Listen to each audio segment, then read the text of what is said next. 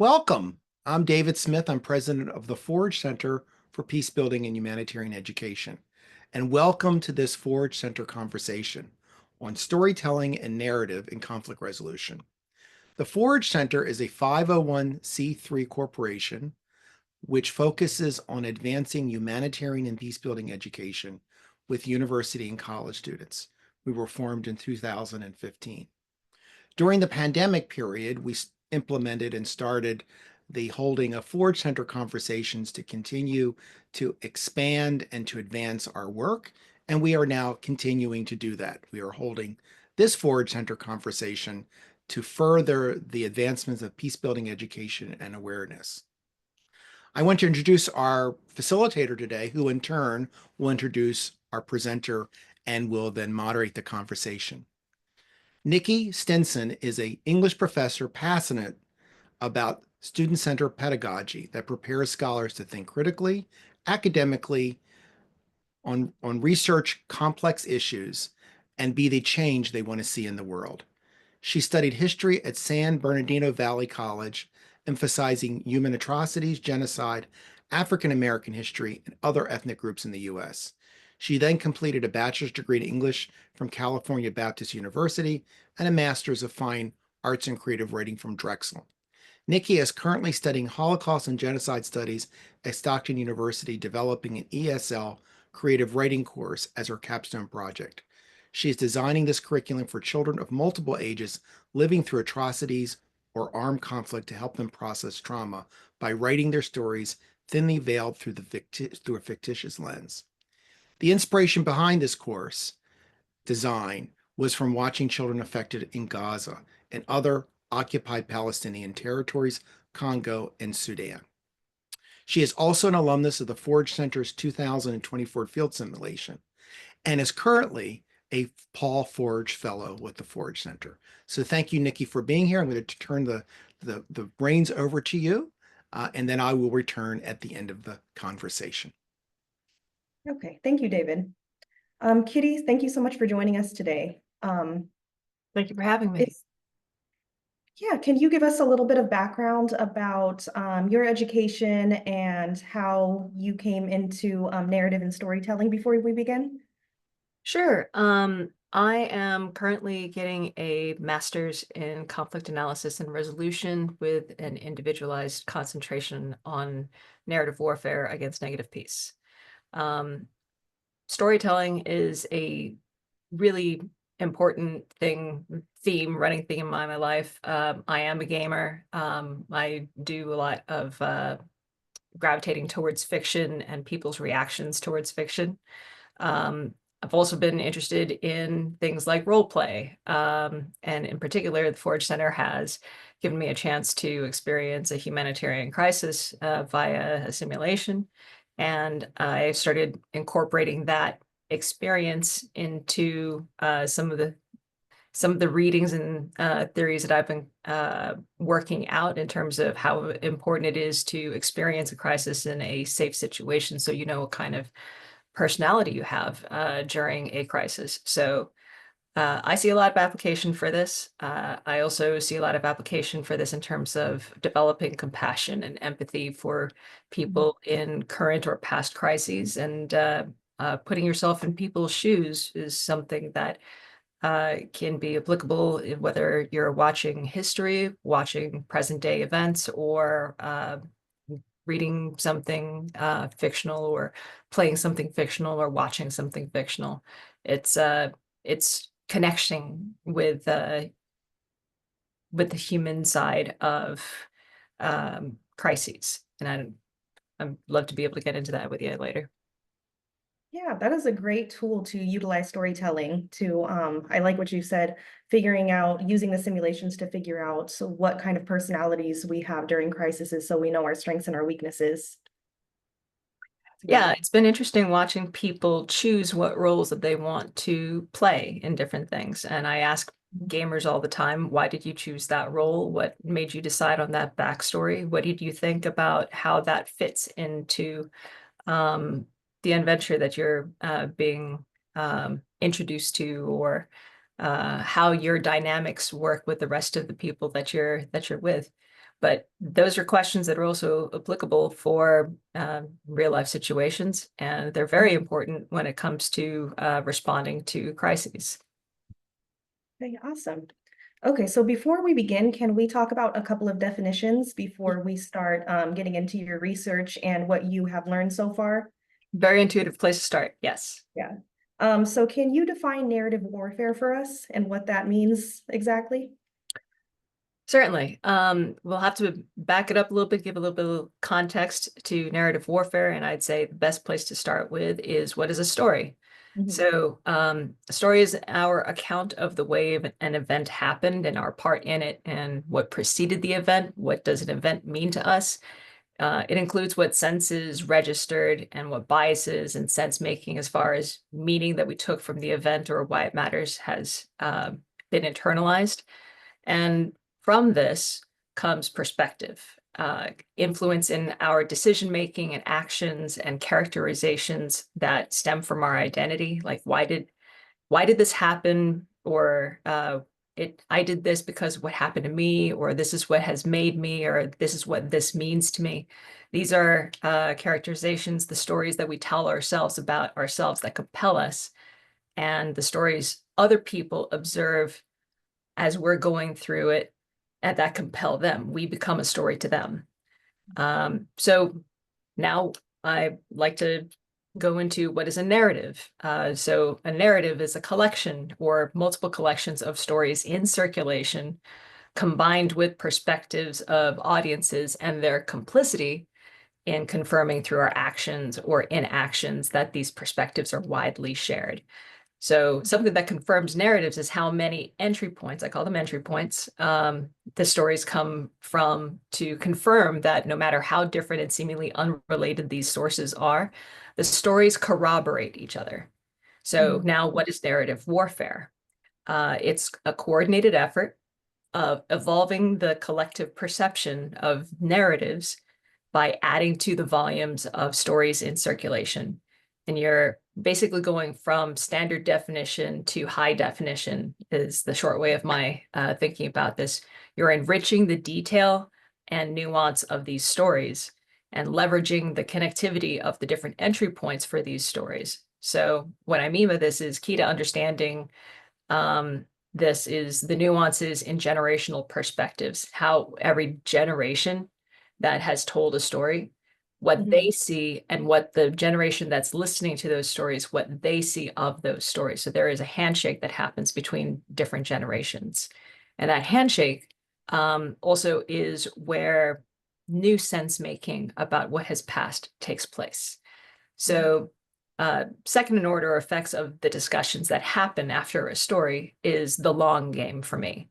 The long game, the long range objective is the audience's desire to ask questions and interrogate the narratives that they know of. So in short, we would get multiple storytellers in multiple spheres of our lives to tell stories that stir our curiosity and make us ask questions. Okay, very cool. And then I had a follow-up question about multiple entry points. I like that. Does that refer to how a story is told and maybe different points of view, or how would you define that? So entry points could be where the stories come from. And you think about people being receivers and transmitters. What you are transmitting doesn't always hit in all the places that could possibly be receiving. And so all the receivers, if you're listening to a story, some stories don't hit you in a certain way or impactfully until later on in your life, but it sits there in your head. So the entry points are where the story enters your orbit and is the most impactful at the right time. So it could be news networks, it could be stories that you're watching on Netflix, it could be book series that you're reading and that you're perhaps like in a book club or other people reading the same thing and fanning out about that particular part of fiction. It could be people who are trying to process historical events or current events. So if you look at different angles that a story can come at you, then you have a more comprehensive perspective of a subject that's relevant to you at that time. And if it's not relevant to you at that time, that entry point still placed a story in your way so that further down the road for you, you start processing that now that you have a different context to place that story against. Okay, very cool. Thank you. And then how would these stories that we hear impact who we are, our worldview, and then the decisions we make in the future? So everything that we do, every choice that we make, every personal policy we've ever instituted can be traced back to a story that we experienced or we read, heard, or watched. They build our filter. So biases get a bad rap, but contrary to stigma about biases, biases are shortcuts that we make so that it doesn't take as long to make sense of the world in our head and make sense of the world around us. It's a survival instinct. So naturally, we have to make quick associations so we can decide what's safe and what's threatening. And our brains are incredibly absorbent as far as taking in and processing signals. So we have a picture of the world to work with. So that's the filter we work with when it comes time to figure out how or when to act. So let's go micro to macro. A single person decides a thing and is responding to a situation. But if everyone around them is responding to a thing, now there is a gravity. Now there is a current with direction. So that is a different dynamic than just the headspace that all your filters and decisions are residing in. Mhm. Okay, very good. And then we're talking about stories that affect us and our future decisions. What kind of stories do you think today's audience gravitates towards? So stories that we gravitate towards now are different from stories that we gravitate towards decades ago. It's been a constant evolution of what is comfortable for an audience to receive, but also it's been influenced by historical events or very popular events that need some sense making. So based on reactions to samples of fiction that I've been observing, there are and emerging pieces of previously lost history and how people decide they have the time to listen to others around them and what entry points they're responding to, like science or personal dramas. I'm finding that people want to know where things come from. How did we get here? How did that person become the way that they are? How did this country arrive at this narrative, or how did these coalitions find relevance and security in each other? So in audiences who enjoy fiction, there's an uptick in interest in world building. So that's one of the places that I'm seeing an evidence of people wanting to know what the context is and where it comes from. So there's also an interest in villain stories and bad guy origin stories, how a bad guy becomes a bad guy. We're seeing more origin stories that show the bad guy is not as bad a guy, and also that a good guy is not as good a guy. And that's interesting to me because I think that now we're seeing a complexity in the characters and the storytelling, the character development that we're looking for. And that complexity didn't used to be there. I think we were very, the bad person, black hat, got that. White person, white hat, white stallion, got that. Good guys always win, bad guys always lose, bad guys get their just desserts. That's just world doctrine. But I'm seeing more of there's a gray area now, an acknowledgement that looking and dabbling in that gray area doesn't make you loosen your morals or questionable in your motives. It makes you more of a pragmatic, realistic, and more curious in the intricacies in human interaction that we didn't have as much acknowledgement in before. So we're seeing origin stories that show that a person is a product of a response to a situation that they're born into, or that parenting and upbringing issues made them who they are and how they think. And usually there's a shattering of simplified ideals that were insufficient for understanding their place in the world, but serve their relevance or serve their objective when you're a kid. And you just needed a simple way to put things together in your head. This is good, this is bad, stranger danger, so on and so forth. Now, audiences are more responsive to history and are aware that history is curated. So they're interested in parts of history that did not see the light of day until somebody stumbled across or collected data points and produced them in a way that sticks in people's heads and adds to the story.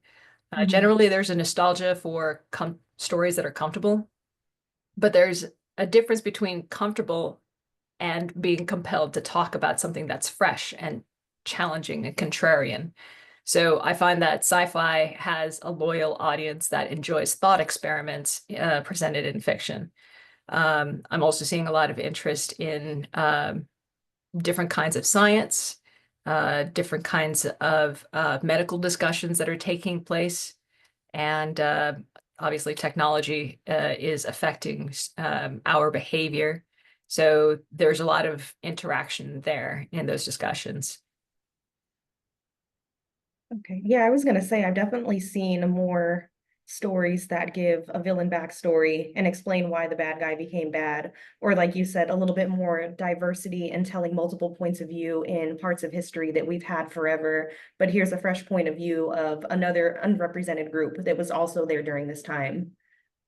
So yeah, definitely. Yeah, like you probably noticed this, the rise in the anti-hero, but now there's also the rise in the anti-villain. And what this means is that people are looking for a non-conventional way of looking at characters. So you could have people who they're the former convict and they're having difficulty assimilating back into society because they've been out of it for so long. And I think that things like this are showing because people who had been reading or watching or receiving these stories in the past may have been a product of those families that had, somebody in their family who was a former convict. And so that's something that they're identifying and that's influencing their storytelling. We're also seeing things like what's happening to vets when they're coming home after deployment. And that is a product of people who are personally involved with someone who had come back from war, and these are the things that are playing out. And this is what situations look like when you put someone like that into that situation. So we're seeing a lot more of digging into where people come from, where their headspaces come from, and how have events changed them, and what does the world do with them when they have come back. And the headspace has found a new norm, but the world has not accepted the newness of that person as they come back. So there's also a question about authority, like who has the authority to decide what personhood is. So we're looking at who deserves reconciliation or who deserves forgiveness or who deserves your curiosity. So this is now discussing a new level, I think, of justice or reformation of, or excuse me, reunion of things like broken families or broken friendships or broken ideals, because there hasn't been as much exploration of that in stories in the past in terms of what happens after, because there's been so much interest in what's happening during a war, but not so much of what happens after a war. Digging into what the impact is has the goalposts have shifted for that.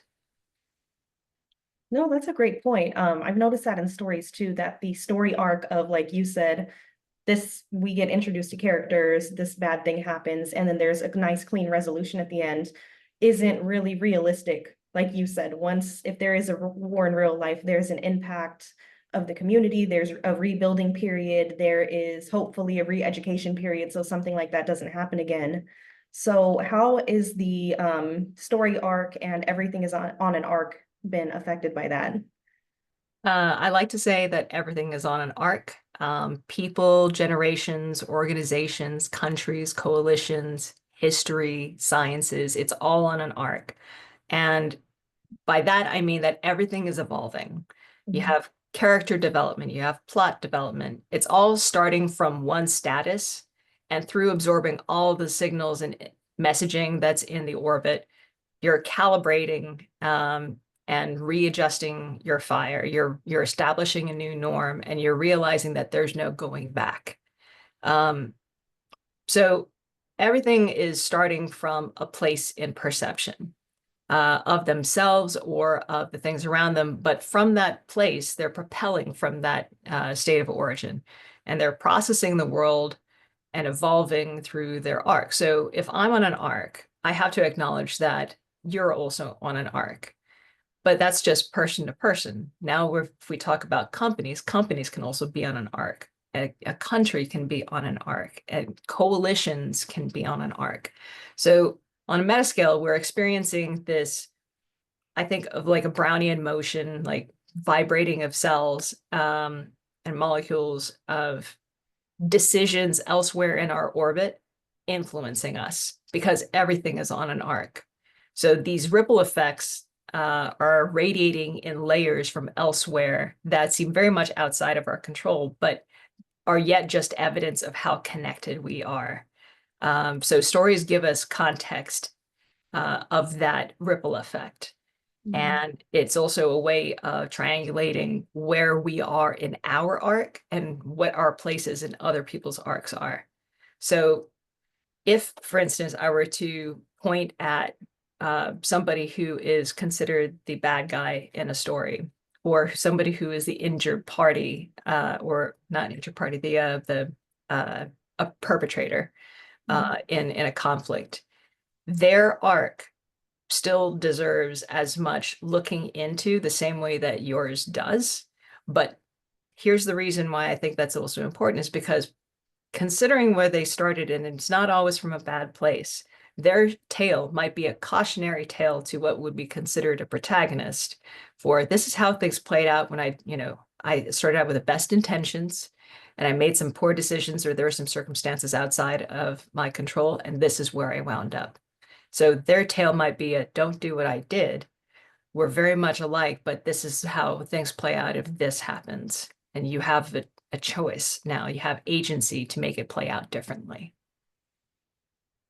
Yeah, that is a good point. From the anti-hero stories I'm familiar with, there's always like that point in the road of the crossroads where the person can choose to do the right thing or choose to go the other way and make their own path. So yeah. Something I'm like looking for in stories is alter egos, like the dark version of a person in a story, or a light person in the story, and trying to see if, like, it establishes some questions of, would that have been who so-and-so would have turned into if they had made different choices? Yeah, exactly. Very cool. Okay, so this is great information. Can we back up a little bit and talk about your research question that you started with, and then kind of discovering all of this stuff? Yeah, definitely. The question I'm currently working on is, if we experience a humanitarian crisis in the US at the magnitude of which we've more familiarly seen in other countries, what kind of narratives need to be in place for us before then in order to be resilient and prepared? Very cool. So I kind of started from uh, a place of curiosity about neuroplasticity. Brain science is cool to me. So neuroplasticity, for those who don't know, it's the way that the brain changes and adapts. So people who, for instance, have experienced trauma, or who I would say like somebody who's learning a language or learning how to play a musical instrument, or people who are amputees and then or have a physical disability, and their brain manages to compensate for that change in the body. People who are addicted to something and the tolerance level changes for them. It's all evidence to me that whatever way that you think that you're wired, you're not doomed to be that forever. Neuroplasticity to me shows that through changes in your environment, or choices that you make, or influences that you decide, there can be more of or less of. your brain can change and the rest of your circumstances and your filter can change. So I started looking at just wave tops and looked at neuroplasticity. I started looking at drug addiction. I started looking at the effects of trauma physiologically and neurologically on people. How does bias look on a neurological level? And how the decision-making process looks at the neural level. So from that, I started applying that to looking at history and in particular mass migrations. It's very unsettling for people who are expected to be in a place to not be in that place anymore. But there's also the migration itself, a journey that is traumatic for not just the person, but the community that they're in to be making and the reasons why they're making it. But any crisis that you throw at a person, the brain responds to it largely the same way. So if you think about all the people in a community going through more or less the same brain processes, then it starts looking like there's a micro scale and a macro scale of how these stories start internalizing. So for mass migrations, currently I'm looking at nuanced similarities and differences between traumatic parts of history that seem to contextually rhyme. So for instance, I'm looking at comparing the Trail of Tears in the US with the Armenian Death March. So what are the traumas that ensue? How does that register? And how are those stories that the people involved in those traumas tell themselves? What does that look like and how does that play out? And how does the world see those stories or not see those stories? Like, what is the curated history on those? So I'm also comparing the mass migration of African Americans in the US from the South to the North and West. That situation is being compared to the mass migration of Indians and Pakistanis during the 1947 partition of India. It is a mass movement that spreads across a lengthy amount of time, and it happens to, in India's situation, basically an entire country, and in the situation in the States, it is a leaderless movement. When you see the over decades African Americans moving away from the South and into the West and into the North. Additionally, for bandwidth issues, I'm interested, but kind of on the fence for time reasons on comparing something that I've been seeing that rhymes, which is the impact on families between US vets deploying and then coming home from combat, with the impact on families in Mexico when their families go to the US and are separated for months or years and then do or don't come back to Mexico. I'm looking recently at disaster management and emergency response and what kind of stories or impacts of stories there are between American responses to different crises. So humanitarian crises such as Hurricane Katrina and more recently Hurricane Helene, terrorist attacks of 9/11, and then also comparing those responses to what responses were in humanitarian crises, like the migration of Syrian refugees due to armed conflicts. So the reason why I'm looking at these is because those are crises and responses to events that happen kind of spontaneously. Like you don't know that it's about to happen until it's upon you, or you maybe have just very little time to prepare for it. California wildfires, for instance, there are responses to that, which as often as they happen, I'm looking for ways to see that, California wildfire part 2 played out differently, any differently from California wildfire part 1. So. Yeah, very heavy subjects. One of the things that you mentioned in the beginning, though, that I like is the aspect of the stories that we tell ourselves.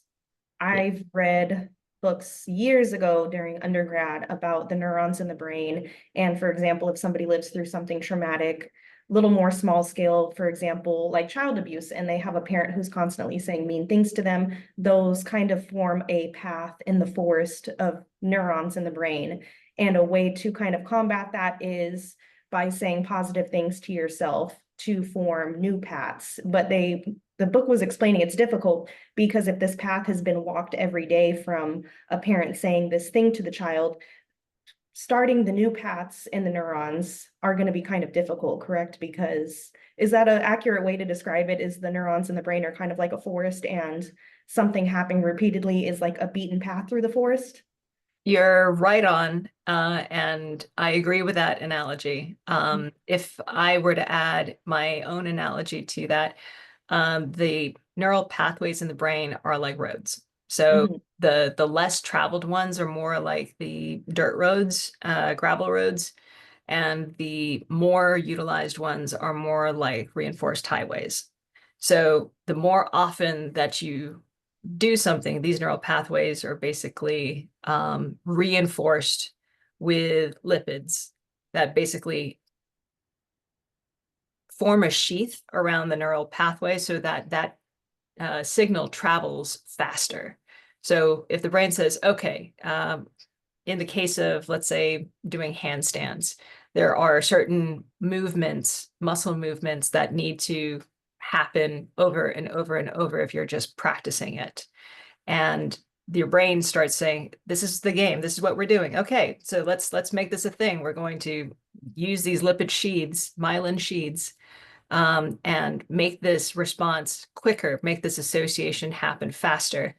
And that is actually part of a survival instinct of, let's say, like if you needed to learn how to run fast anytime you heard a loud sound, then your brain starts myelinating that. So if your parent was abusive and you wanted to have in your adulthood a different response to certain things that maybe were triggering because your parent was doing it to you, you can start myelinating a different response by choosing a different response and reinforcing that positively.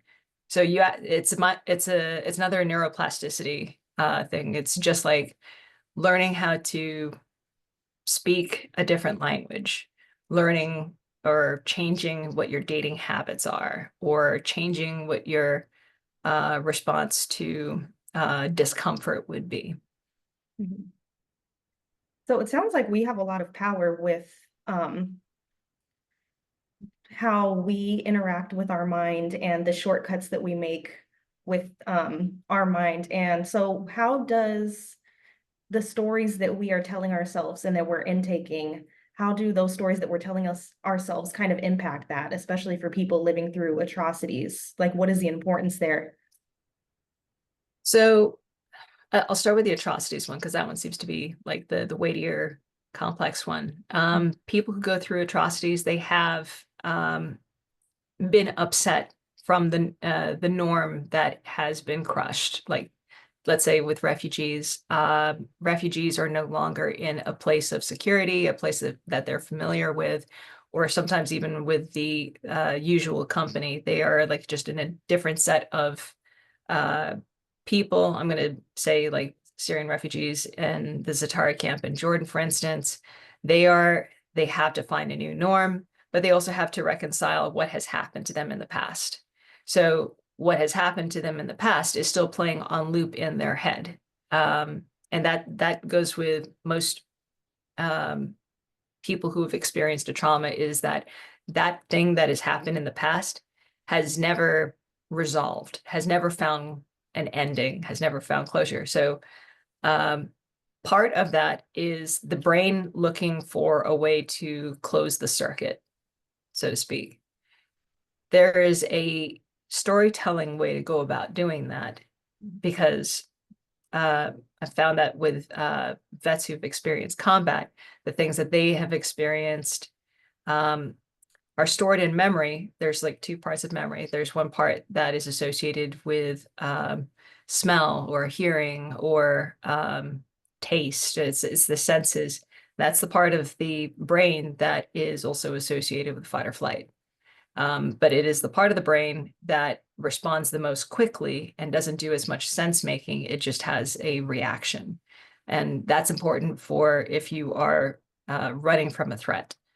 And that is the residence for traumatic memories in most cases. And that's where if you smell the same thing that you had smelled during an attack, then that memory comes back up. And that myelinating in your brain says, this is now your emotional response to that threat. So the way that storytelling can help is to have a person explain what had happened to them, describe what had happened to them, and engage all those senses and engage what their understanding of the context of their situation was that led to that trigger. It allows for them to sense make in a way that their brain was having difficulty with sense making, because it makes that more of a story that now has chronology to it. Because the other part of the brain where memories are stored has events in order, has events on a timeline. This happened because that. I was running because I heard a sound or something like that. So when the part of the brain that doesn't know anything about chronology, but just knows how to react to a thing in the moment, transitions all that feeling into the other part of the brain. Now you have a beginning, middle, and end, but you might even have an epilogue for that. So things get put into context, and people who experience that traumatic situation on loop now have a beginning, a middle, and an end, and maybe even peripheral stories that they have people who were witnesses who were contributing their stories and saying, well, I saw this other thing. That's where the thing that was outside of your field of vision was happening. They're able to put into a timeline and into a context and with witnesses what has happened. And from there, now they're able to establish what a new norm is going to have to look like. Or they're like, I'm different now. That story is past. That story is behind me. And now they can say, now that's behind me. What's in front of me? What's around me now? You know, that reminded me of something that came up in my research with narrative and written exposure therapy, where experts are saying that if those circuits aren't closed and the mind turns over that same trauma or that same problem over and over again, they believe that that could be one of the causes that leads to Alzheimer's or dementia. Have you read anything similar to that? Similar to that, yes. While I was looking at addictions, I was looking at the role of dopamine. Mhm. And so there's a lot of positive reinforcement in learning that dopamine plays a really big part in. And in particular, Parkinson's patients have been contributing in those studies. What do they learn? That they have difficulty learning because dopamine is very low. Their baseline for dopamine is very low compared to regular people who, let's say, if they're experiencing something that normally would be dopamine inducing for you or me, then a Parkinson's patient has difficulty producing dopamine in that same situation. So what does that equal out to? How does that play out in other situations? So I think what has been interesting in that sense, in terms of looking at it from what does science have to say about where storytelling can help people with Parkinson's patients. Actually, there's a friend of mine who's a rock climbing instructor. She was my rock climbing instructor, and she started studying Parkinson's patients who are also rock climbers. They are reinforcing a story about embetterment and about personal agency and about success when they're rock climbing, because they're reinforcing every time they get to the top of a rock wall. I might not be able to sign my name on a dotted line because my hand's shaking all the time, but I can climb a 70-foot wall. So that does force a new story, a new narrative internally for them. Things like what to do with dementia or Alzheimer's. You're right that there's a circuit closing issue that is being studied there. I don't know as much about that. I do know that there are stories that can get reinforced when somebody is aware of what they're going through. I think if there's a story that a person can get addicted to, for instance, learned helplessness is a story that a person can very much get addicted to, and it affects everything that they do after that. There's a study that was done where an animal, I don't remember what kind of animal, I'm going to say dog, at the moment, dogs get put into a cage where the ground is electrified, and they would hear a sound, and all they need to do is press a lever, and the ground does not shock them.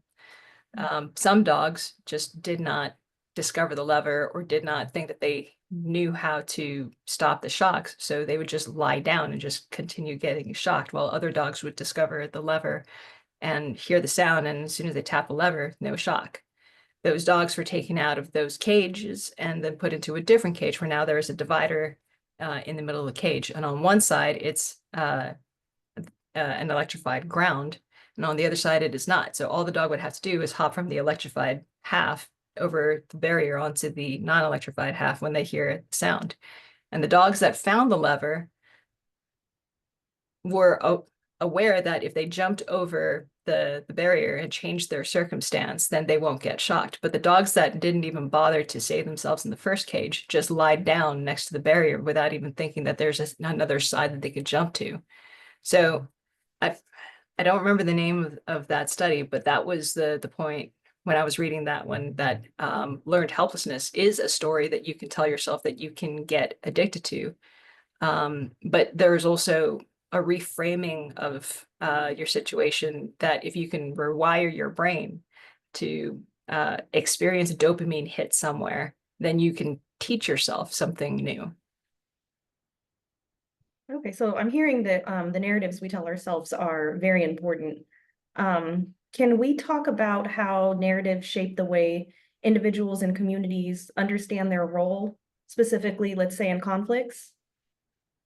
Yes. So context is everything. In conflict, there's a lot of context to absorb, and how an individual or a community is understood has a profound impact on how they understand themselves. So let's take, for instance, Japanese internment camps. Then follow that up with McCarthyism. You have an entire country telling anybody of Japanese descent where they belong after Pearl Harbor. So after Pearl Harbor, anybody of Japanese origin, Japanese descent, even if you're part Japanese, you're going into an internment camp. And then for the time that they're in there, they are shown what their place is. And then that generation that had spent time in an internment camp passes on to the next generation after they're out of the internment camp. Don't mess this up for the rest of us. Whatever you do, you're now being monitored, and anything that you do reflects on the rest of us. And that has been the hardness, the hardship that children of those internment camp survivors now carry to themselves, that everything must be perfect. Their behavior must be perfect. They don't fit in unless they do what non-Japanese people do. So narrative has shaped generations after that. The level of hardness that parents are, the level of perfection that children are expected, and the level of mental issues, mental health issues that stem from that. So follow that up with the communist scare. You go from Japanese are the bad guys to now Chinese are the bad guys. And up until the Japanese internment camps, the Chinese were actually considered um, The model minority. the model minority. But then you have communism and McCarthyism being part of the narrative and distinguishing who the bad guys are. And that affects the Chinese American community. So generationally, that affects the upbringing of future Asian American headspaces. And whatever level of hardship, whatever level of work ethic that they're known for, that all definitely, apologize, that all affects them. And the people around them, because there are people who are like, I expect certain things of Chinese Americans, I expect certain things of Japanese Americans, and they are confirming a narrative. They're complicit in a narrative and just perpetuating an old story that needs to evolve. So there are a lot of Asian Americans who, for instance, are trying to break the mold or trying to show that they are not like each other. Pendulum swings to the other side when they are showing that they are so unlike where they came from that they have no connection to the ones that they're actually from.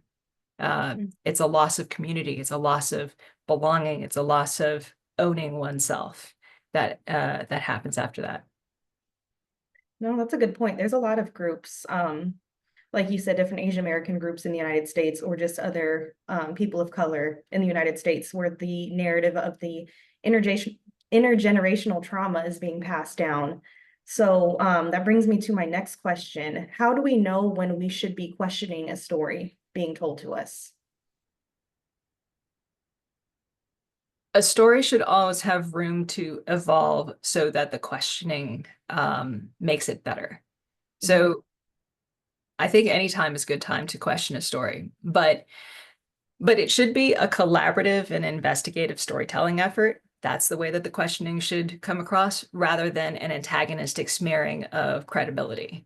So multiple points of view, basically. Yes, I think in today's standards, as far as audiences are concerned, a good story has multiple points of views, because you have different roles, different generations, and different filters that all contribute to make a fuller story. You want those other points of view. Like I said, you're going from standard definition to high definition. So it's all these other points of views that make it a richer story and makes it stick better.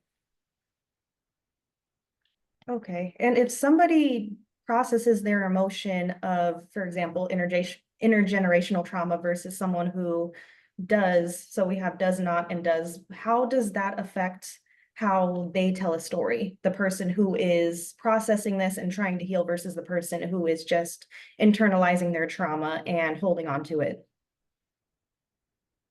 Yeah. So trauma does affect how people decide what their identity is going to be. I guess like what you're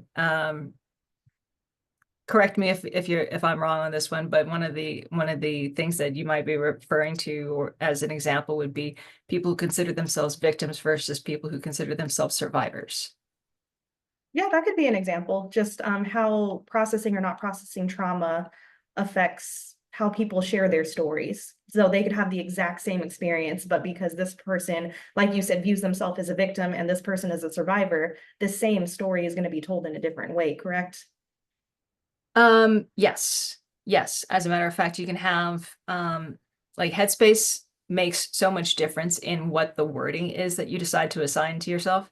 I think this is part of the reason why language is such a big deal when it comes to telling stories and forming a perspective, is because what language that a person uses to describe their experience has a lot to do with where they decide to go from there. If something bad has happened to you and you tell the story in a way that you have overcome your circumstances, the fact that a bad thing had happened to you doesn't become your defining pivot point for your personality. But somebody who says, I live with this every single day. I can't get away from it. It's in the air I breathe. It's in the food I eat. It's everything that I am. And I can't move past it. I can't evolve past it. Everything is measured against this lens or seen through this lens. That is a level of storytelling that it speaks to the people who are also stuck there. It speaks to the people who are also having difficulty. And there's nothing wrong with admitting that. It actually brings in more people into the audience that connects with that, because there are people who are having difficulty with their own story. They're having difficulty in the evolution or the character development. In fact, it may even make them feel less alone, knowing that there are stories out there like that.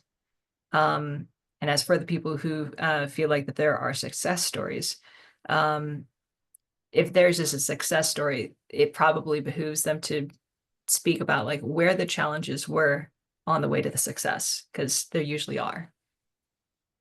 Or like, how has it made them better? The evolution, I think, is the most important part for character development, because whether the character bombs or the character does well, there is a process, and people should be seeing a process rather than a snapshot of, like, this is kind of like where social media is at the moment, people having these issues with comparison between themselves and somebody else whose life is curated and on in pictures, they're happy all the time. They're like, why can't I be like that? They don't understand that there's a context and a process and an arc in there. And so comparing your own arc to somebody else's arc is damaging. And it doesn't acknowledge just the hardness of living. Yeah, and what you see behind the scenes, right? When they're Yeah. not on social media. What's interesting, though, is noticing that when there are people who are together talking about their own trauma, and they realize other people have gone through the same thing that they realize that their own experience is a prototype, or is an example, I should say, of a larger fabric. It's a part of a larger story where other people are going through the same thing that they are. And I think that's really important to be able to internalize, is that yours is not the only story like that in the world. You don't have it's not, it might be helpful to know that you don't have a monopoly on the feels from that kind of experience, but also realizing that this is a human thing that other people are going through, but it is also it's a symptom of something that's happening. Mhm. So yours is not character defining, but it is situation defining. So if all these people are going through a situation, like a depression, for instance, I'm going to refer back to, let's say, vets, for instance. If there are group therapy talks where everybody realizes they're going through a thing, and they realize that their situations are coming from the same source systemically, then they know that there is not an antagonist, but there's an antagonistic situation that they all can band together against, or that they can all support themselves as they're going through it. It makes the situation more of the bad guy rather than a person or a circumstance that's outside their control. And they share that as a community. They find a community from sharing their situation. Yeah, that was one of the great things that I discovered during my research too, is just the act of writing down your story and not sharing it with anyone is therapeutic. But then if you wanted to take it a step further, finding a small group setting where you can share and find that relatability, and realizing that the human situation, what you're going through, doesn't have to be lonely. There's a million other people on the planet who have gone through or are currently going through something similar to you, and just how therapeutic that is alone. Sharing your story and finding other people that have lived through something similar. So I found, I had a question in terms of, is there a way neurologically that isolation represents itself? Is, like, when something bad happens to you and you want to withdraw, you want to isolate, you want to hunker down. Is there something that happens in the brain that makes you want to do that? So I've been kind of looking for a scientific explanation at the neurological level that says that this is what the instinct is, or where does that instinct come from? And it's not so much, I found that there's not so much a chemical explanation for it, but there is a bias information for it, or explanation for it. Mhm. There's a spotlight effect, for instance, where you feel like the problem that you have, everyone can see it. It's that, I guess like for a trivial example, like if you've got a pimple on your face and you think everyone's focusing on that pimple. So, but it's the same thing. Like if you're going through a hard time, or if you're acting out, or if your home life is coming out in the outside home interactions, it feels like there's a magnifying glass on you, and it makes you want to not draw attention to yourself, because otherwise you lose that sense of membership in the community, in the moral community you belong to. So that perspective is what makes you want to not be around anything that you might infect, or not be around anything that you would negatively impact. Or how can anybody understand what I'm going through? I will just take myself away from people who don't understand me, who are not like me, because they're not experiencing the same thing as I am. So it's not a neurological explanation, or something that has to do with neurons and transmitters and chemical, um, or hormonal imbalances or anything like that. It's actually perspective biases. So that is also where I think storytelling kind of helps, is realizing that if there are we were talking about alter egos just a little bit ago, if there's an alter ego of a person going through something similar, but their own version of it, then it goes back to, you're not alone. You may put yourself in a situation where you feel more alone, or feel safer being alone. But as people, we are wired to belong, and we are wired to matter somewhere. So I think the ability to, I guess, nug through that feeling of like, I have to isolate and go find somewhere that is where the people that can connect with you in your situation is, that's also like where the healing can begin. But it's not going to happen from isolation. I think what happens in isolation is you do start thinking about what happened to you, but it becomes amplified in your own headspace, and there isn't any stimulus disrupting that thought process. Mhm. That is great. Thank you for sharing that. I think we only have time for one more question. So I kind of wanted to piggyback off of that and talking about how important it is for people living through atrocities to share their narrative, because once those stories are preserved, they can have influence in future policymaking, reconciliation, or like you said, learning from them and then preventing future conflicts. And kind of going back to your original research question about, if we learn about these things, how can we be prepared for them before they happen? So when I was talking about how the brain makes associations very quickly, it's because it's got a playbook, let's say, like in a disaster situation.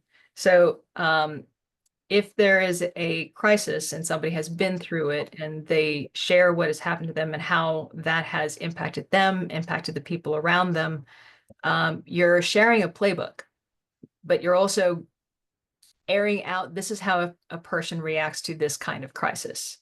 And the more of the playbooks that we share, I think the more agency that we have, because everybody knows what the roles are in that scenario. If there's something that I would say helps, is knowing what those roles are, which one you gravitate towards, and whether you fit in that role. Disaster personality is something that I think people are becoming more curious about. Like, we get obsessed about our zodiac sign or our Myers-Briggs or whatever personality test. I think if we started also thinking about what our disaster personality is, then we know what roles we're suited for when a crisis happens, so that we can commit to either helping ourselves, helping someone else, or getting out of the right person's way so that they can do what they're capable of doing.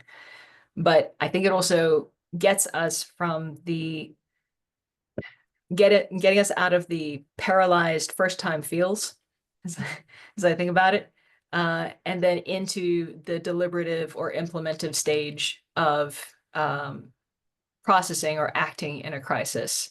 When you hear other people's stories, you're hearing about their paralyzed feels or their first time feels, as I think about it, and you're finding what they did when they were frenzied and under duress, and when only the reaction side of the brain is happening, and how the sense making is happening after that. You're taking after that conversation that they have internally, and now you're having it in an open forum and progressing that methodology that they went through. So I think it's important to be able to share those things, but also realize that when we tell these stories about atrocities, we're talking about what people are capable of. Like the atrocities in the 1947 partition, lots of terrible things happened because people were moving without leadership or guidance and walking towards survival through the most dangerous uncoordinated migration known to known to that part of the world at that up till that point. So looking at what people are capable of in a crisis kind of helps us plan for that mentally, but also helps us think about mitigation efforts. So mitigation is, I think, the long range objective of those kinds of talks. How do we find out who the stakeholders are, who's been impacted, and then figure out in our own situation, how can we mitigate? How can we prepare ourselves for rebuilding? Because the thing's going to happen, you're not going to be able to stop it. But you can start the ball rolling on how to set up for rebuilding. That sounds amazing. I can't wait to see. I've already loved all of the research you've shared with me so far, so I can't wait to see when this project is done. Thank you so much for coming today and taking the time to talk with us and explain all of that. We loved hearing the responses, and I'm, like I said, really excited to see where the research continues to lead you as you continue working on this project. Well, thank you for chatting with me, Nikki, and I really enjoyed your questions. Well, thank you, Nikki and Kitty. It was a really wonderful conversation. And I'm going to follow up with Kitty with some questions that I have later. So thank you for joining us for this Forage Center conversation looking at storytelling and narrative. And I appreciate Nikki Stinson for moderating and Kitty Saunders for talking about her work. This will be posted on our YouTube channel in the coming weeks. If you want to find more information about the Forage Center and other programs, we are going to be having another program in December. Visit us at foragecenter.org. Thank you very much and have a great day. Thank you, guys. Bye. Thank you.